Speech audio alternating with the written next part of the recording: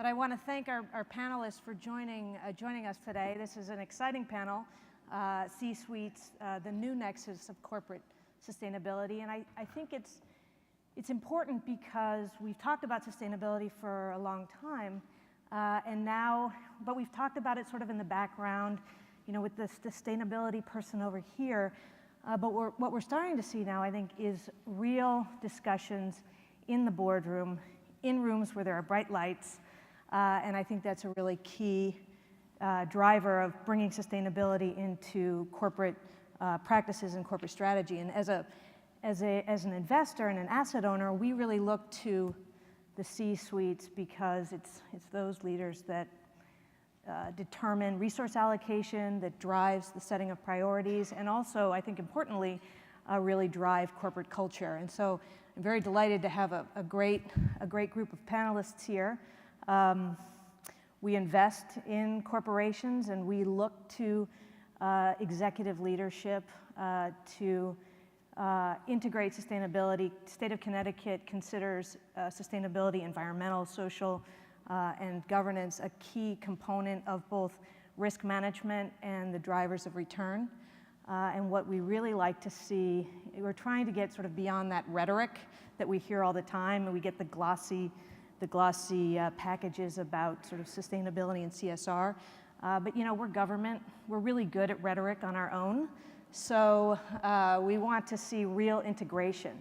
And we've got some great panelists here that I think are really on the leading edge of that integration. And so I would like to introduce Rebecca Henderson, who is the John and Natty McArthur University Professor at Harvard University. We have Harmeet Singh, who is the CFO of Levi Strauss & Company, and who has actually been the CFO for also Hyatt Hotels, and so has a deep understanding of financial management for the products that we wear and the places that we sleep. And finally, Mehmood Khan, the Vice Chairman and Chief Scientific Officer of PepsiCo, who has a very deep background not only in sort of product management, but also in medicine and nutrition. And I don't think we should discount the role that nutrition plays in sustainability. And so with that, I'd like to start my questions for Harmeet and Mehmood. Typically when we have panel discussions about sustainability, we're sitting with the sustainability officer or the CSR person or the governance officer. And I think it's interesting that we're sitting with the CFO and we're sitting with the chief scientific officer. So can you talk a little bit about your role in sustainability and why that's on your agenda? Sure. Good morning to everybody here. Over the last 160 plus years, Levi Strauss & Company has actually generated profit through principles. In essence, what we try and do is we make money, but do it in a principled fashion. So it's not only important to manufacture a certain product, but it's also important to understand how the product was manufactured.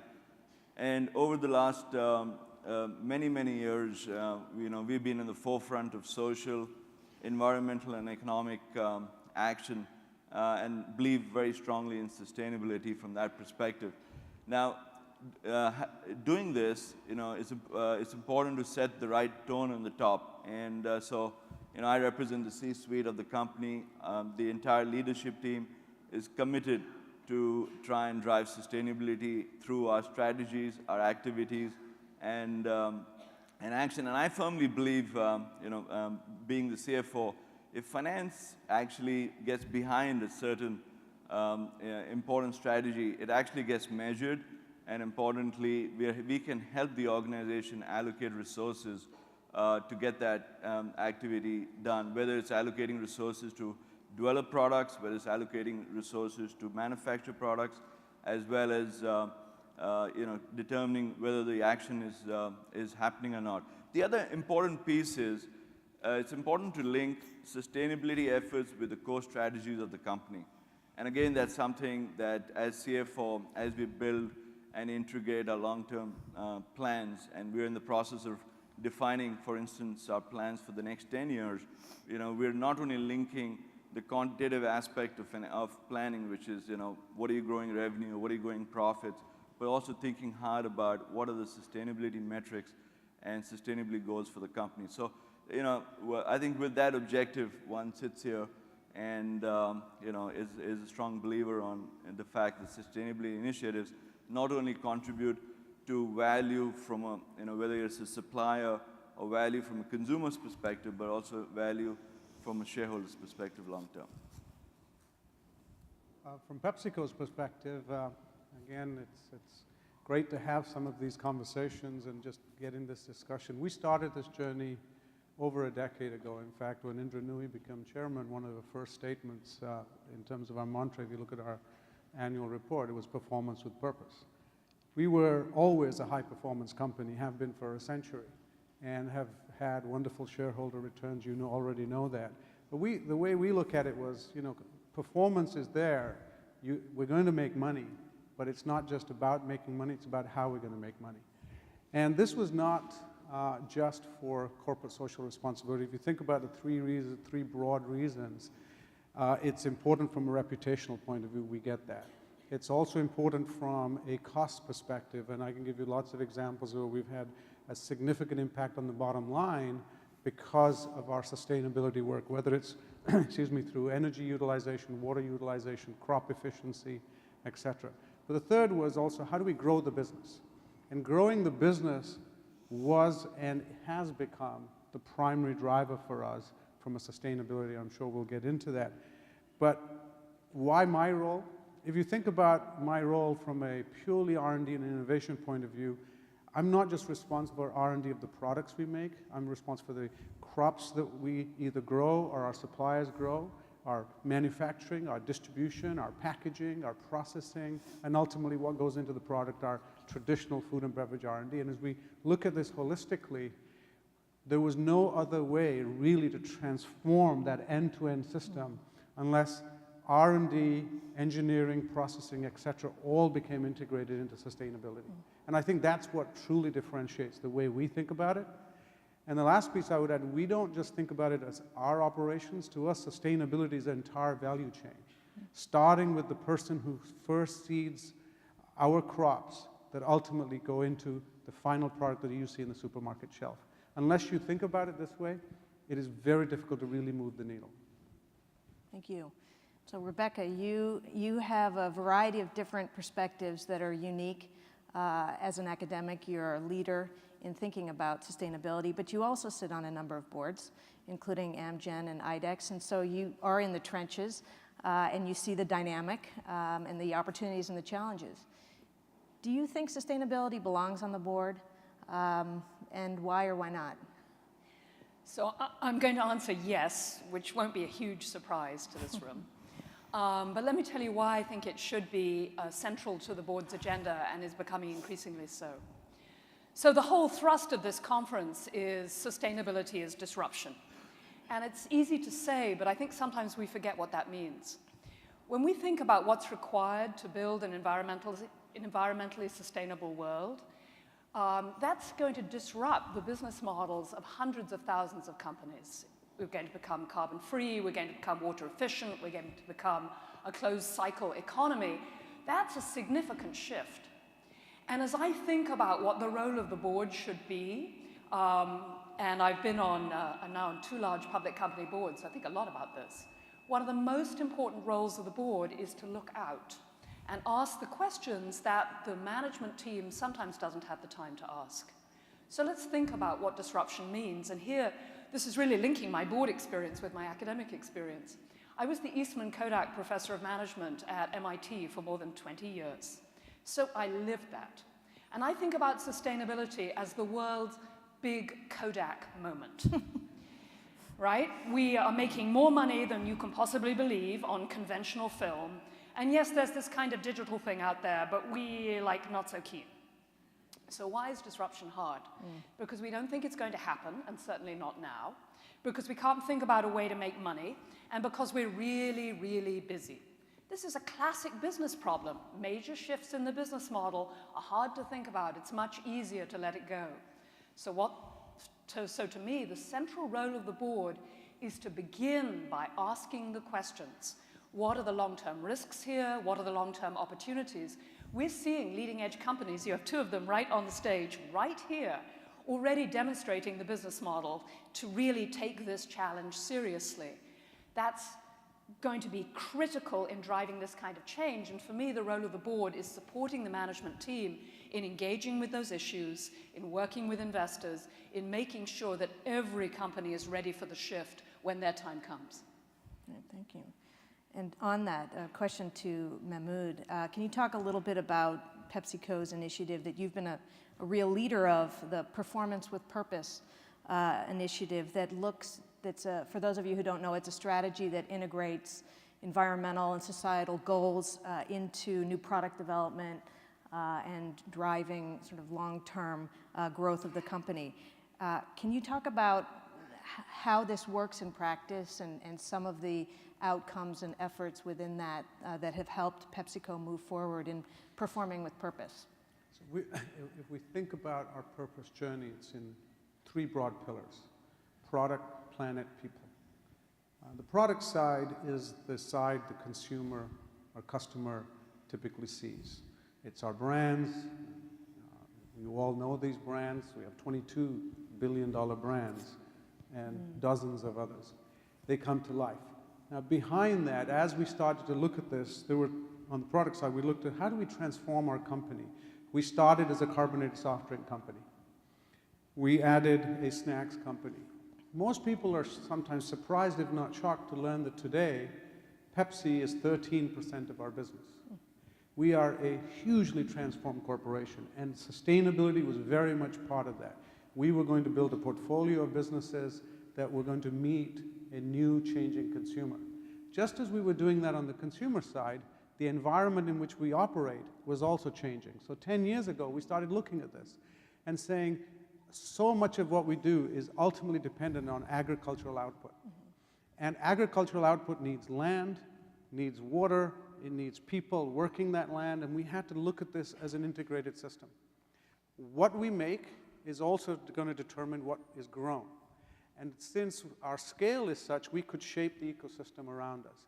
And so a big part of my job and thinking about the organization broadly across operations, procurement, et cetera, was how do we integrate all of this? Rather than it becoming an afterthought for procurement to go and find a more sustainable source, or for operations to figure out how to tweak a little bit of water out of our system. Now, what happened as a result of this, and I'll come to the people side in a second, was dramatic over the last decade. It didn't just happen overnight, though. It was a 10-year journey. And looking back, and I've been at the company doing this for almost a decade, it's been first and foremost a wonderful partnership between my peers and ultimately Indra Nooyi, our chairman, and myself as vice chair. And where does that put us? Today, our nutrition business is a quarter of the business. Quaker, Tropicana, brands that you know. So that's the first portfolio change. If we look at water use, our operating water use is now down 23%. That's in our operations and continues to decline. We've created first ever in the industry manufacturing plants. If you go to Casa Grande in Arizona, we have a 100% energy sustainable manufacturing plant. It is giving electricity back to the grid. It's one thing to run a house. It's running a food processing factory. It uses solar, uses bio energy, and we're using our own waste systems to either recycle or create energy. So why did we do that? It wasn't just a good scientific experiment. It's to actually learn how to build these systems and integrate them. You do that as an industry leader. We believe others will start to follow, and you'll start to teach. That is all that is possible. And then, as we start to look at our farmers, we have a program going on in the United Kingdom. We've partnered with Oxford University in this example, where we set a target that we're going to reduce our water use in our potato farming by 50%. And we are on track to deliver that. So this was the environment. Now, the bottom line, of course, that was critical. I'll give you 2 things to think about there. In the last 5 to 6 years, just purely on the environmental side, that's energy, water, and packaging reduction, we've saved about $400 million. So $70 to $80 million a year is dropping to the bottom line because we're doing things more efficiently. We're forcing ourselves. It's good for the environment. It's good for society. Now, the top line is the biggest story for us. About 8 years ago, about 4% of our net revenue, 4 to 5% of our net revenue was innovation. from about a $40 billion base. Today, we are about 65 to 67 billion in net revenue, and for the last 3 years, 8 to 9% of our net revenue is innovation. Completely transformed the pipeline. Huge part of that has been this sustainable nutrition and our operating systems that's driven this growth, and we can get into it. The last part, we are now the third consecutive year with the #1 driver of retail growth in all supermarkets in this country. By the way, the next 17 companies combined equal PepsiCo's growth. Wow. That tells you it works. Wow. Actually, if I could ask a follow-up question to that, this is an initiative that's not just been an idea, but you've actually executed. And as we were talking earlier, you now have other companies reaching out to you and asking you, what can we do? So, if we had a group of CFOs or CEOs out in the audience today that were looking to have a similar performance with purpose initiative in their own particular sector, what would be the 40-character answer or response to them? Don't make it top-down or bottom-down. It's got to be both. Don't make it an afterthought for a committee or a subcommittee of a board or an individual who's in charge. I might be the chair of the company's agenda, but it's the council, which includes ops, brand. The core brand leaders are part of the sustainability team. It's putting marketing into it. It's putting finance into it. So make it broad enough. And ultimately measure your company's performance against very hard metrics and put that into the P&L and put it into their performance bonus. Without it, it's an afterthought. Thank you. Speaking of metrics, question for Harmeet. Earlier when we were talking, I think you characterized yourself as a quant person, but I think that's probably an unfair characterization, and it's not just the denim jacket. As a CFO, you think a lot about sustainability. Can you talk a little bit about how CFOs should be thinking about this? I think there was a study that came out from PwC and Ernst & Young that CFOs are increasingly being asked and are engaging in sustainability issues. And so can you talk about what that means for you in terms of organizational risk management, but also driving long-term corporate growth? Yeah, sure. So let me start, coming from the consumer sector, it's important to touch and feel something that is sustainable. So the trucker jacket I'm wearing is from our Wealth Threads collection, and is building on the theme of Mehmood, which is a product, planet, and people. So let me talk a little bit about the story of the Wealth Thread, and I'll link it to metrics over time. But the Wealth Thread is basically made up of 3 basic components. It's one of our most sustainable products. But in essence, the cotton used for the jacket is from our Better Cotton initiative. And that goes right down to the value chain, where we're working with the farmers in reducing the water usage, in improving the pesticides, and reducing that to the extent we can, and also building proper worker conditions from that perspective. Plus the fiber in the jacket, whether it's the thread or it's the rivets, can be recycled.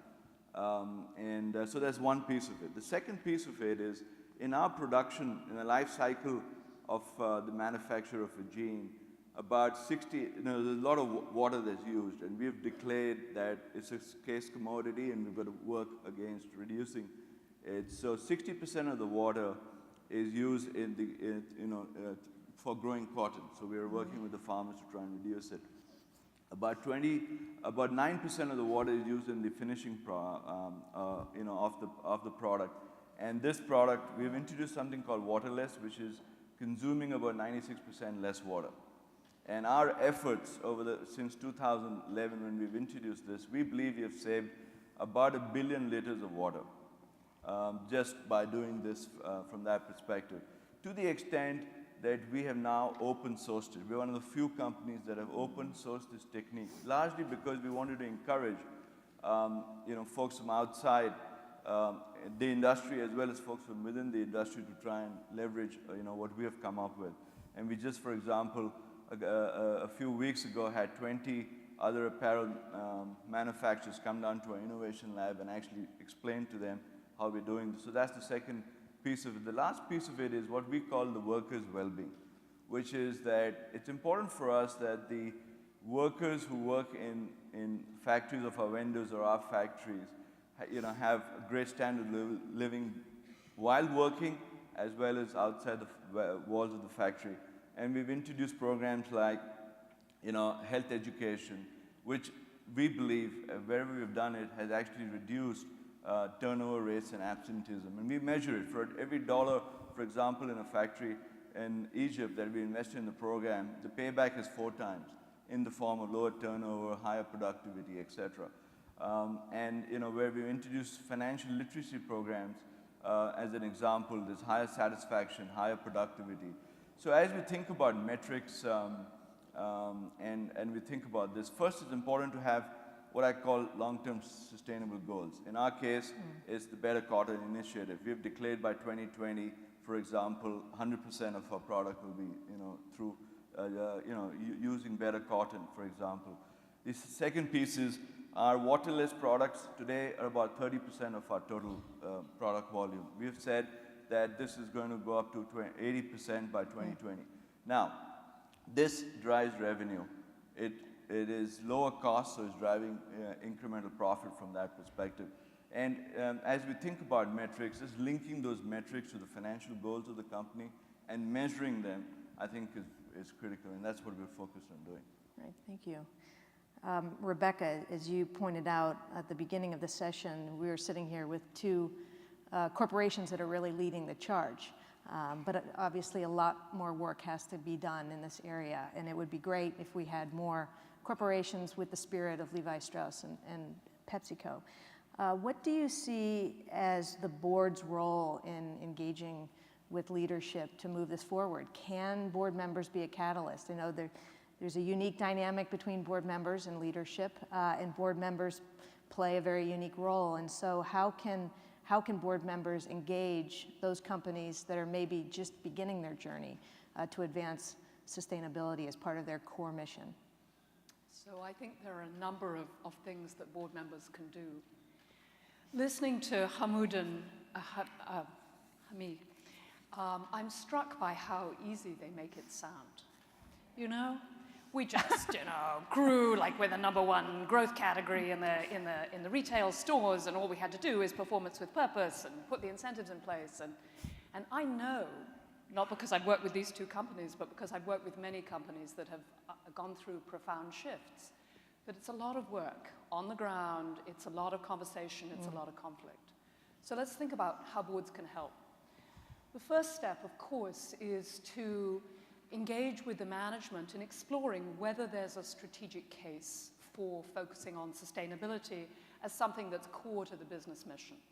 In energy, in food, in consumer goods, that business case is fairly straightforward to build. In other industries, it's of course more difficult. But taking time to sit with management, to talk through how the world may change, how business models may shift, and to jointly develop what might be the first stage of a business model has to be the first step.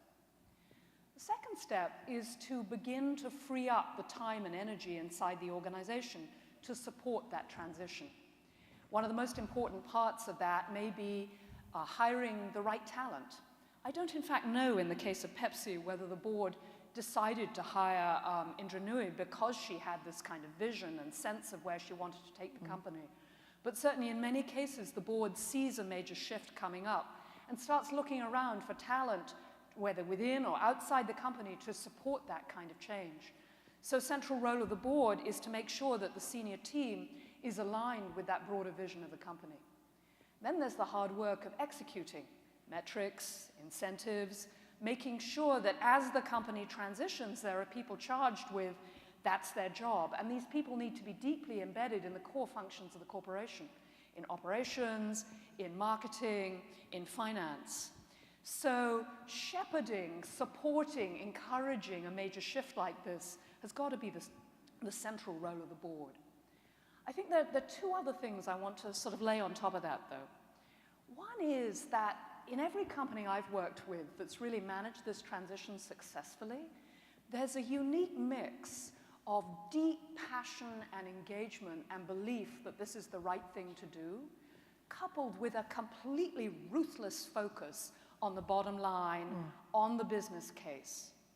And you see that in high-performing firms in this area. You see it in high-performing CEOs and senior teams. But my guess is that needs to be absolutely mirrored as a board member. Because as a board member, your first and primary responsibility is to the bottom line, to building a thriving company. But at the same time, what I think we know about companies that's made these kinds of transitions in all kinds of fields, not just in sustainability, but companies that have moved from being product-driven to service-driven, companies that have been US-focused and have become global. Any major transition requires this magic mix of creativity and risk-taking, which is driven by a sense of purpose and what the company could do, coupled with ruthless follow-through. And if you fall too much at either end of that transition, you're not going to do it. And so the board, in a sense, I always think a good board is in support of management. You know, the board shows up 5 times a year. Management has to, like, make it work. But the board can help hold that tension with the right mix of questions of, right now, this quarter, what progress have you made? And tell me how that adds up a year from now, 2 years from now, 5 years to really making a difference. And for me, the board is a critical partner in making this transition. So I'd like to ask the same question of our senior managers back to the board member, so you can zing it in the other direction. Sure. You know, how can management engage the board in truly integrating sustainability into the corporate strategy? Sure. I mean, first, it's not easy. It's hard. You're very rightly reference that. I think it has to start from within the management team. It's important for the management team, and in our case, it's easy because the Haas family that actually started the business believed in it. They laid the foundation, and they've been very successful in it. So when the management team that I represent took on the Mehmood phase a couple of years ago, it was a core value. It was a core desire to drive, again, as I said, profit through principles. And it's a good combination of the two. So I'll give you an example. We just had a leadership meeting where we brought in the top 170 leaders of the company from around the world. And the basic idea was sharing with them a vision for the next 5 to 10 years. And, as a management team, you're the architect of the program, you're having a discussion. And we were talking, where does the company, want to get to? And we talked about the financial goals. And then we started talking about sustainability.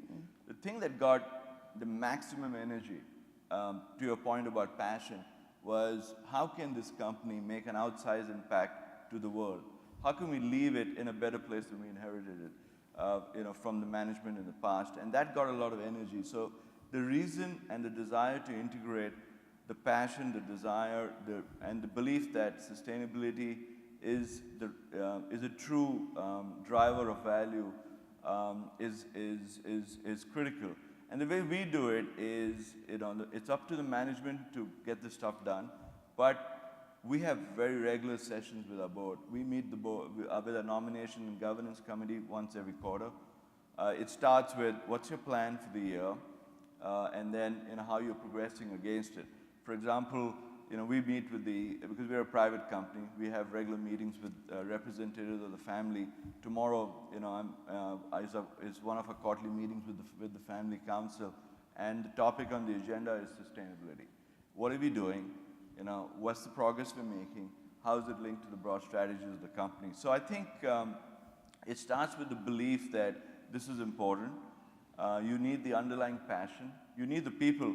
We have a sustainability team that actually lives and breathes and ensures that the value chain, the supply chain, as well as the consumers are actually seeing the benefit of this. It starts with the CEO. Our CEO is passionate about it. Like you mentioned about Indra Nui Chipberg, is gotten very public about his desire to reduce the use of water and drive sustainability. So the tone on the top is important, and then importantly is, I think, the governance around this process.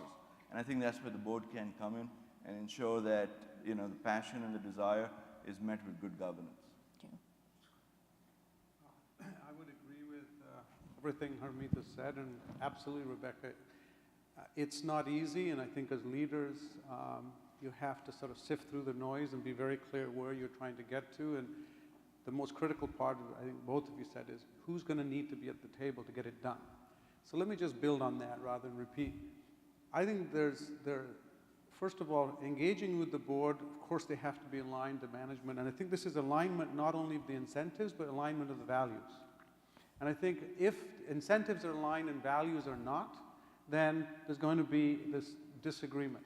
And this succeeds when values of employees, management, and board members come together with the right incentives, of course, growing the business. And we can get into exploring how to implement all of that, but that's the principle.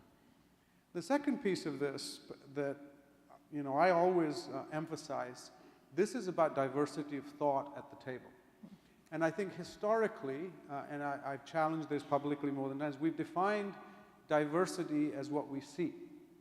What I've learned, and I can give you deeper examples of my own organization and the different leaders, it was the diversity of thought, and therefore the differences of all the perspectives that when you get them at the table, you start asking these questions. And we started to go into the historical question, as we were talking earlier, about what is it that needs to get done and how should we get it done. But there was often a third question, which was why should we do it? And that why exploring needed this broader perspective. And if you think about it, we're a food and beverage company. Here's an endocrinologist, previously at the Mayo Clinic, running R&D from a pharmaceutical company, running R&D at a chips and soda company. And it makes people pause for a second and say, and yet as you dig deeper, you start to understand, until you start to take bold steps and bring new thinking into this, it won't happen. The last piece I would say is, if you look at my own executive team, we set about doing this a decade ago by hiring people from completely outside our industry. The food and beverage industry typically hasn't done that. People have grown up from within the industry. And one of the things you asked was, what teachings would we, I don't care which industry you're in, if you're going to get on this journey and succeed, you'd better start looking outside your industry. There are so many learnings that as you lift them in, they'll reshape your own thinking for the better.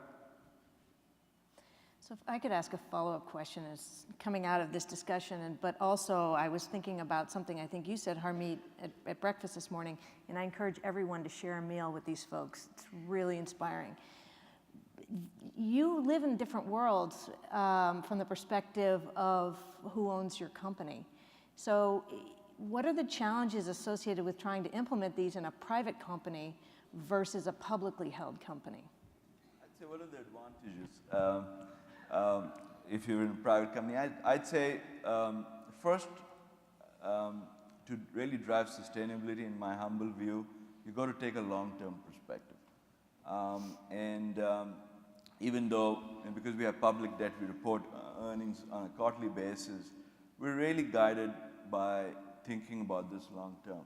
As I said, the company's been here for a long, long time. We'll be here for a long, long time. As we are thinking about, how we can make a difference in the world, it is really thinking about things that, from a sustainability perspective and from a product perspective that are both innovative, but importantly, are good for you longer term. So I think that's the big difference. The second piece is, it's very important in my humble view, to have investors, and in our case, shareholders, family shareholders, who also take a long-term view, with the management, with the board, and think about this a little differently. And I think that makes a big difference, because we're not necessarily guided by quarterly earnings and quarterly results as much as we're guided with where we're taking the business longer term, how we're making a difference, how our product's successful, et cetera, et cetera. So I think that's a big piece of how, and I've worked with both public companies, private companies, And I think, there are advantages on both sides. I think currently, as I think about, what's working for us from Levi Strauss and Company, is just the fact that we're thinking and taking a longer-term view on a whole bunch of things.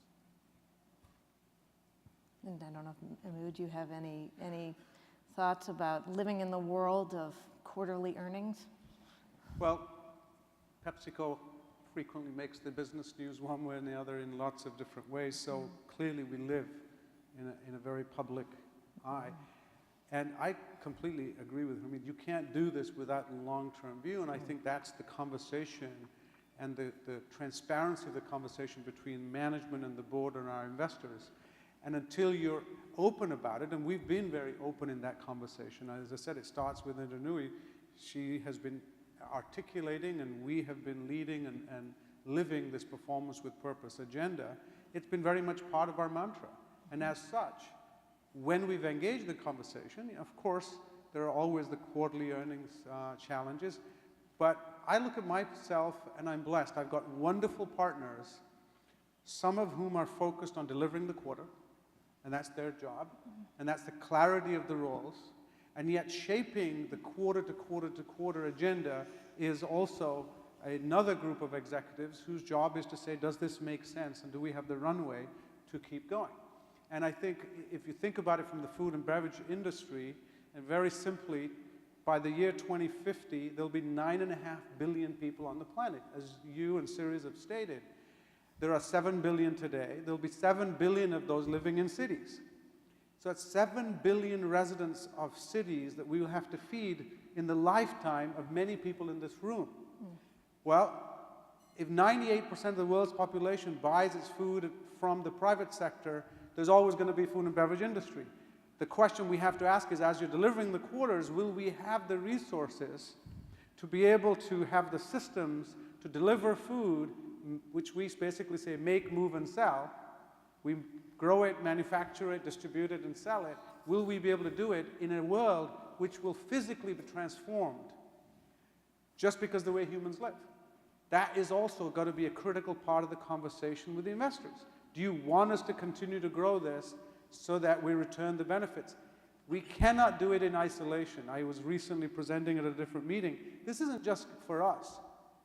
Many in this room are parents, and some, like me, are grandparents. You know, guys, if we get this wrong, 9.5 billion people on the planet, how are we going to feed 2.5 billion more mouths if we're still around?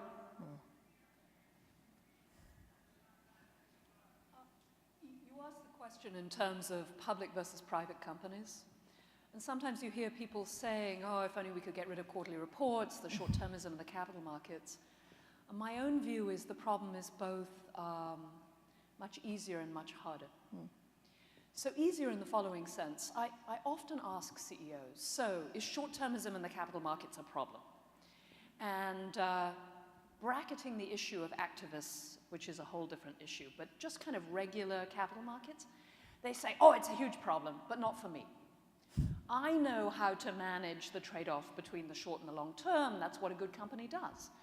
I'm on the board of Amgen. We invest 18% of revenues in basic R&D. No one's going to see a return on that, on the basic part of that for a long time. And the capital markets are cool with that because we have a track record and we talk about it and we manage it. It's fine. To me, the much harder problem is the following. We have developed a vocabulary and a way of thinking and a set of metrics that reflect the assumption that if we just maximize what we're doing right now, we will also maximize long-term value.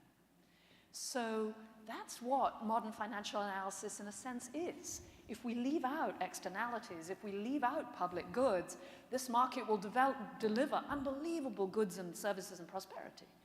So our problem is much harder.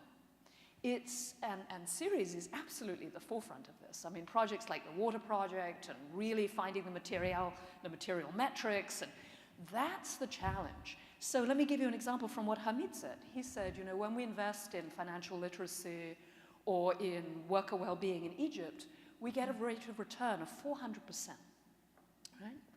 So you think, whoa, market failure, why isn't everybody doing that? But that's common when firms go through transitions, is they haven't been looking in the new directions. And it turns out when you start looking, there's big returns there. Not always, but often. That's part of the creativity of the challenge.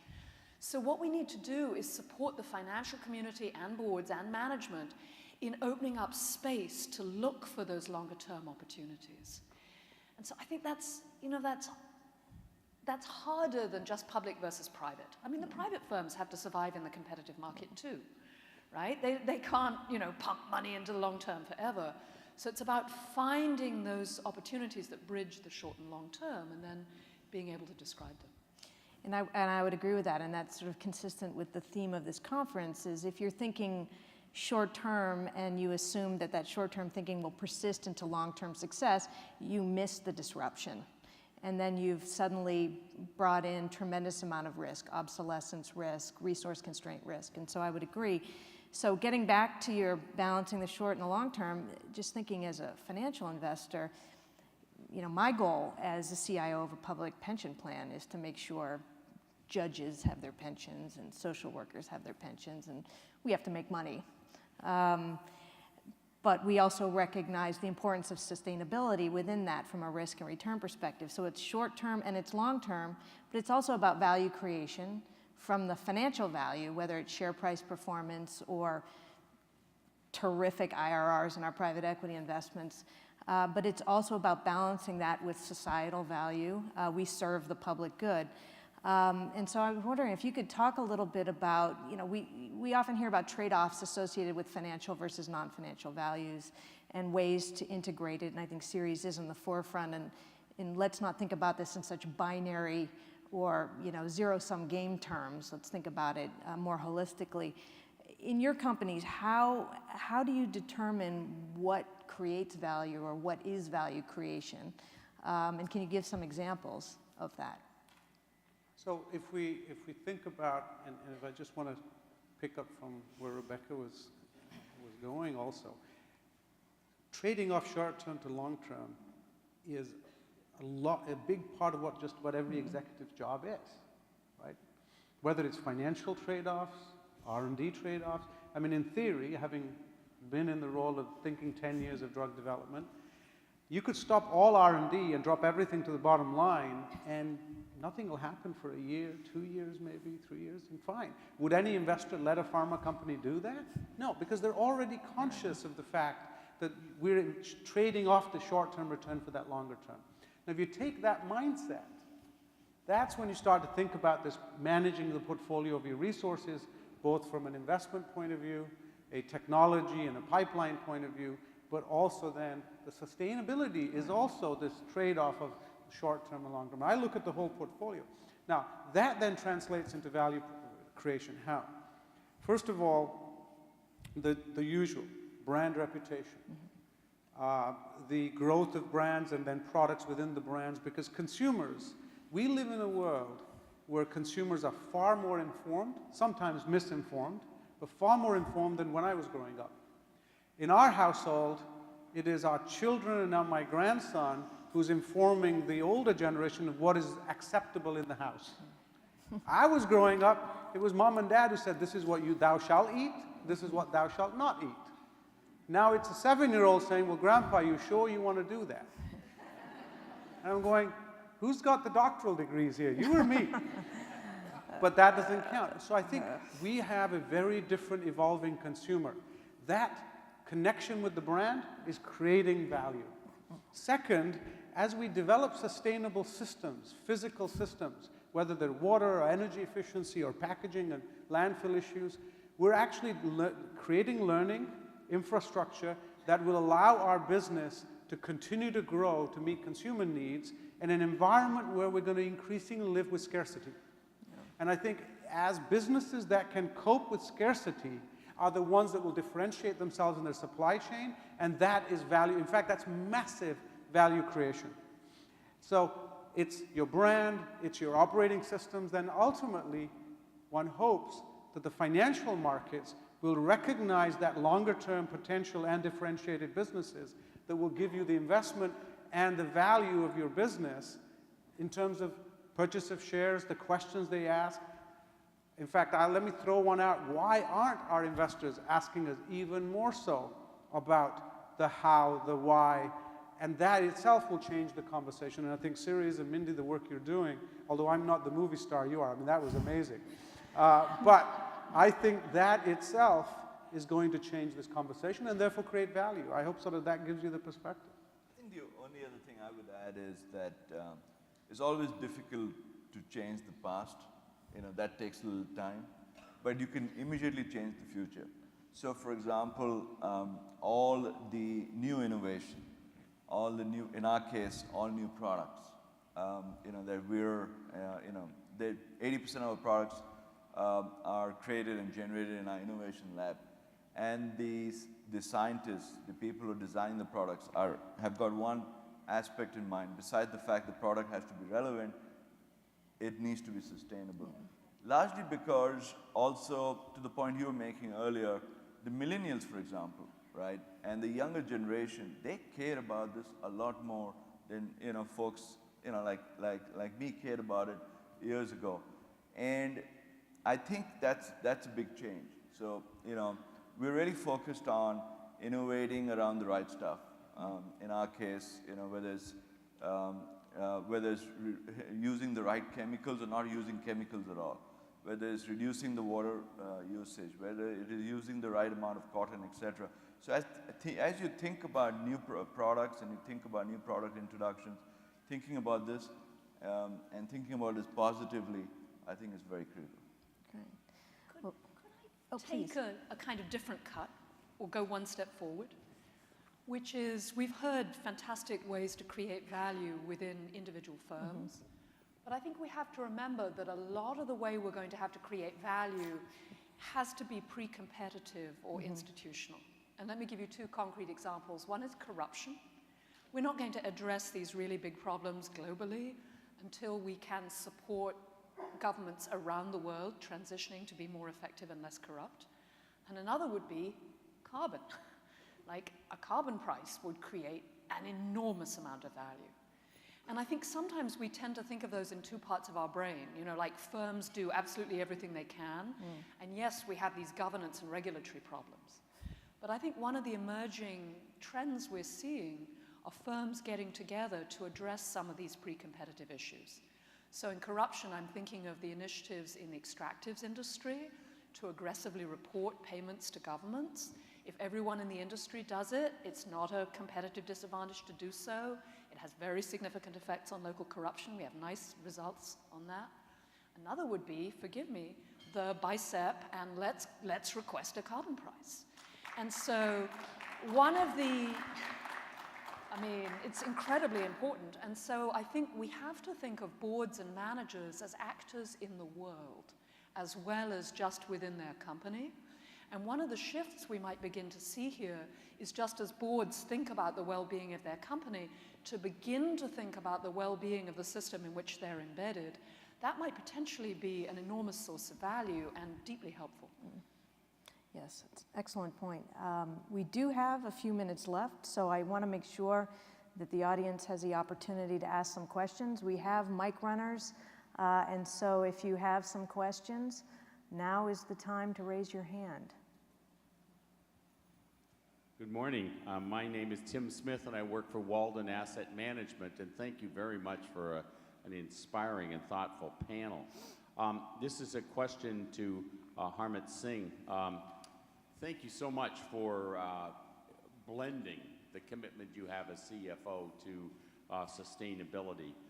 As you indicated, it's so important that CFOs speak publicly and talk about how sustainability drives core business value. And as you also well know, it sends a message to the marketplace that sustainability and corporate responsibility isn't just an add-on. But could you share a couple of thoughts with us about what is the strong points we should be making, and what would you say as you're talking to other CFOs, your counterparts, about why it's important for them to have as part of their job description a commitment to sustainability? Any thoughts you could share with us? Yeah, sure. I'd say, my journey on sustainability started a couple of years ago and got reinforced, when I I started working with Levi just because they're a strong believer in sustainability. About late last year, I also had the privilege of attending a CFO leadership summit that was hosted by the Prince of Charles in Europe. And at that point, I was probably one among 30 to 40 CFOs representing different companies who actually been on this journey for a while.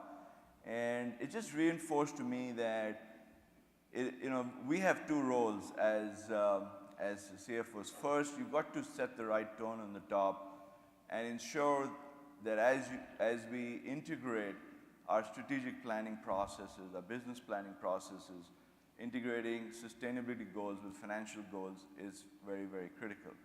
The second piece is, I think, what you asked, Rebecca, which is to get the real commitment in the organization that this is important. I always label commitments in three basic buckets. There is the political commitment, which is when somebody important talks about it, everybody nods their head and says, let's get it done. But really, nothing really happens. Then there is the intellectual commitment, which is really understanding intellectually why is something important. And once that is communicated and there is engagement on both sides, you see a little bit of action. But the real commitment is what I call emotional commitment, when you get emotionally committed. And you get emotionally committed when the business case is real. The business case, there's proof in the business case, there's belief in the business case, and there's courage of conviction that this is going to happen. And I think that's what I would advocate other CFOs to really help out with, is understand the business case, understand the fact that if you do this actually creates value, not only for your shareholders, but also for your ecosystem. That's the vendors you work with, the employees that are actually working for the vendors, etc. So understand the entire value chain and understand the business case and communicate that business case, measure the business case. I think those are the pieces that I think CFOs can make a big difference. I think the other thing that I personally hope to do over time is engage CFOs. I'll start with the West Coast, that's where we are based, where everything is getting disrupted, and start with trying to engage the CFOs in the West Coast to say, okay guys, listen, as you create new products, because a lot of new products are being created in the West Coast, let's try and think about how sustainability can actually get thought of right at the beginning as against at the end. So those are the things I would mention. In terms of this community, I think the point that Mehmood made, which is how do investors engage in ensuring that companies are actually driving the sustainability charge, I think will be a big plus. One thing I saw in Europe was a great involvement of the equivalent of the SEC in terms of disclosure requirements, involvement, the accounting board in terms of how things get measured, etc. I think over time, we're probably going to see that in the US too. It probably takes a little time. I think we've seen a little bit of disclosure. Getting a little bit more focus on that will also probably help longer term. Okay. Do we have time? Do we have another question? We have one up here. Oh. And then we have one. Good morning. I'm Mike Garland with the New York City Comptroller's Office and Pension Funds. It's been a tremendous panel, and I thank you all. Very helpful and insightful.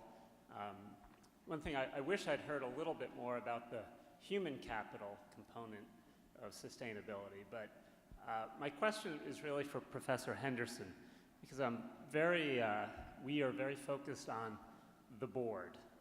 And your comment about the Kodak moment, and how is it that investors can ensure that the board is planning for, if not the inevitability, the possibility of a Kodak moment, or even things that may not be quite as disruptive, but present long-term risks and opportunities to the business? How do we ensure that the discussions happening in the boardroom, that we have the right directors? Is it the agenda setting? Is it the people? What are the three things investors can do to make sure, or move boards, to make sure that they're setting the time to have a discussion? Because everyone's busy. You're right, the board is busy, but management in particular, I just don't have the confidence that management is having that dialogue. I wish I had an easy answer for you, and I hesitate to answer because given your position, I suspect you've thought a great deal about this question. Let me try. So I'm sure everyone in this room is aware of Larry Fink's letter to boards nationwide. As someone who sits on a board, I can tell you that we all read that letter. And his explicit calling out of, we're going to be looking at your long-term strategic plans, we're going to be taking that very seriously as we work with you.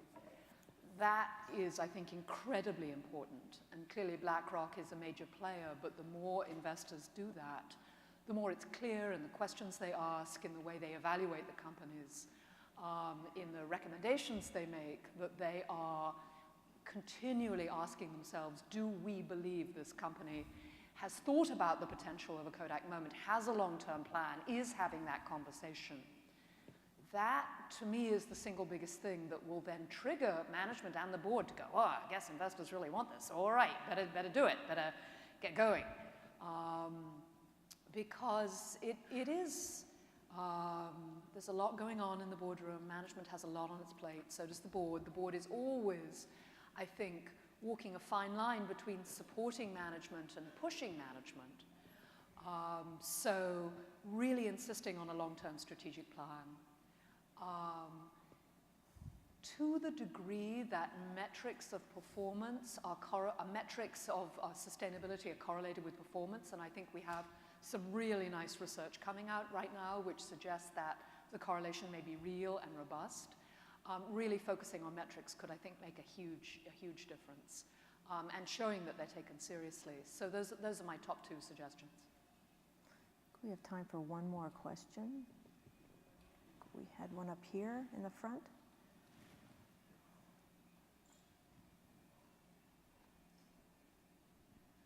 Thank you. I guess this is a question for,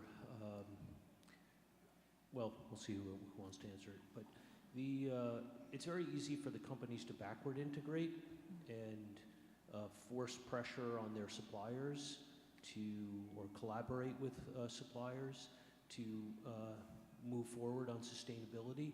I'm wondering, at the C-level or on boards, how much thought is there on forward integrating in terms of reducing waste, and how does the company get credit for that? Let me start with that. So none of this is easy. I think Rebecca and I would softly challenge even asking our suppliers to backward do this isn't easy, and I'm sure you realize that. Trade-offs of costs, investments, commitments, contracts, infrastructure, et cetera, et cetera. Let me give you a specific example. We are one of the biggest purchasers of recycled PET in our packaging. The limitation on growing that further is availability and supply of recycled PET. And the challenge there is municipalities and infrastructure and all the recycling far better in Europe than in US. And I think Rebecca touched on it perfectly. Companies aren't doing this in isolation. We are players in the planet. And in order, therefore, to change that equation, we have to go all the way through to the other industry players, the coalitions it will take, cities, municipalities, society, and academia in figuring out how and where to recycle and get all of this done. We're taking those steps. Is it enough? Not at all. So I look at conferences like this as one piece of the puzzle to get the conversation progressing so that cities will make the investments, states will make the investments, because it is what the state of Connecticut does that ultimately also will impact what I can recycle into my system. So is it easy? Absolutely no. I can give you literally hundreds of examples. And I hate to say it, here in the US, we're not the furthest along. I think there are examples around the world where societies and communities have progressed ahead of us, and we have a lot of opportunity to learn in this global world of knowledge sharing. So it's a long conversation, but I hope that touches on it.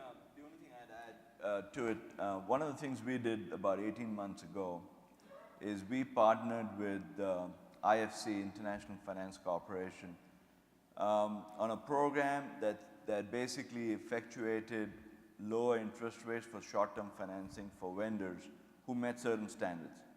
And our standards were largely, standards focused on sustainability, standards focused on workers' well-being, et cetera, et cetera. So, and it's actually been fairly successful. About 10% of our vendors, but vendors who provide 30% of our manufacturing volume have actually signed up for it and are moving towards it. So where I'm going with it is that's another tool to use. If there's a way, if recycling, waste curtailment is important, which I believe it is, as you rightly said, incorporating that and making sure financing in some form or fashion is lined up to drive whatever you're trying to drive, I think is another vehicle of doing it. Well, I would like to thank our panelists, Mehmood and Harmeet and Rebecca. It's been a great discussion, and as I was thinking about it with respect to emotional commitment, I had this realization, for better or worse, that often when I ask questions about sustainability, I have found that I pose it in sometimes an apologetic tone, or even occasionally in an adversarial tone. And it occurred to me that that kind of dialogue in a way perpetuates the sort of othering of sustainability as a topic of conversation. And so now hearing that it can be integrated as a real conversation, as a matter-of-fact conversation in the C-suites and in the boardroom and at NGOs, I hope that all of us can continue this conversation. So thank you very much. Thank you.